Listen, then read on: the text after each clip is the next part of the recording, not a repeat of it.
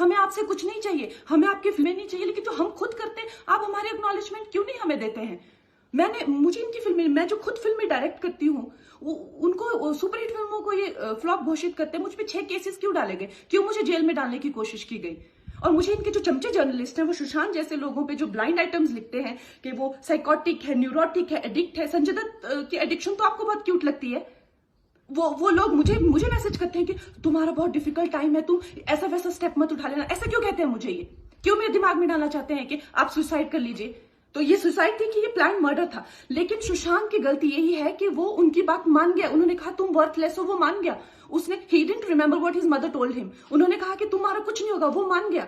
वो चाहते ही ये है कि वो इतिहास लिखे और ये लिखे कि सुशांत कमजोर दिमाग का था। वो ये नहीं बताएंगे कि क्या सच्चाई क्या है। तो हमें ये डिसाइड करना है कि who will write the history. We will decide that. अभिनेता सुशांत सिंह राजपूत की मौत से पूरा देश दुखी और हैरान है। इसी बीच सुशांत के मौत के पीछे अलग अलग थ्योरी सामने आ रही है। उनमें से एक है नेपोटिज्म। सुशांत की खुदकुशी पर कंगना रनौत ने दुख जाहिर करते हुए बॉलीवुड पर नाराजगी जाहिर की है। कंगना का आरोप है कि बॉलीवुड में बाहरी लोगों के काम की कभी सराहना नहीं की जाती। कंगना के बाद कई सेलेब्स आगे आए अपनी अपनी राय रखने।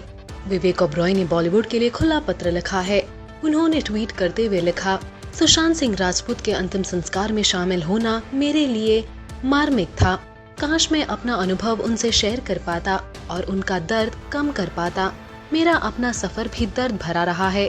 अकेलापन बेहद तकलीफ भरा हो सकता है, लेकिन आत्महत्या कभी भी उन सवालों का जवाब नहीं हो सकती है।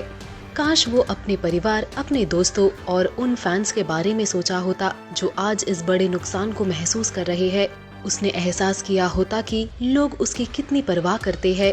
आज जब मैंने उसके पिता को देखा, उसकी चिता को अग्नि देते हुए, तो उनकी आंखों में जो दर्द था वो मेरे लिए पीड़ादायक था। मैंने जब उसकी बहन को रोते हुए उसे वापस आने के लिए कहते देखा, तो मैं बता नहीं सकता कि मुझे अपने मन की गहराई में कैसा महसूस हुआ था। उम्मीद करता हूँ कि हमारी इंडस्ट्री जो खुद को एक परिवार कहती है, खुद का गंभीर रूप से अवलोकन करेगी। हमें बेहतर बनने के लिए बदलने की जरूरत है। अहंकार के बारे में कम सोचते हुए टैलेंटेड और डिजर्विंग लोगों की तरफ ध्यान देने की जरूरत है। ये हम सभी के लिए एक वेकअप कॉल है।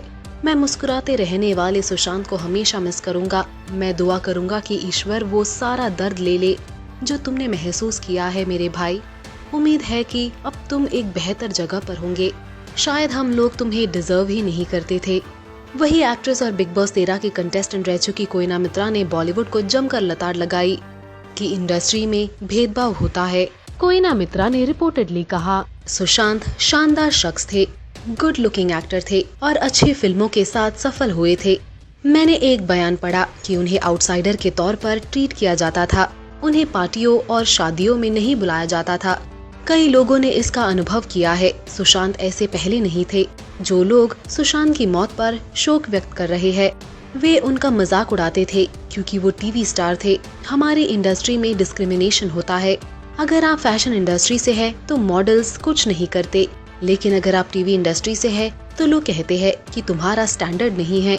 जॉन अब्राहम, सुष्मिता सेन और प्रियंका चोपड़ा को भी ये सब फेस करना पड़ा था। कुछ साल पहले कई लोग प्रियंका को खत्म करना चाह रहे थे, लेकिन वो स्मार्ट थी। वो इन सब से बाहर निकली और अच्छा करने लगी। प्रियंका चोपड़ा की कजिन मीरा चोपड़ा ने भी बॉलीवुड को फटकार लगाई है।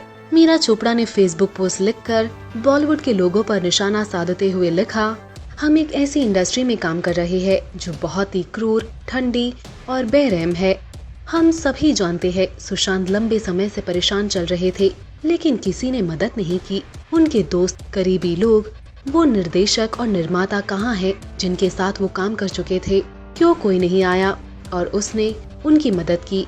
उससे प्यार नहीं दिया, उसे काम नहीं दिया जैसा वो चाहता था, क्योंकि किसी को उसकी परवाह ही नहीं थी।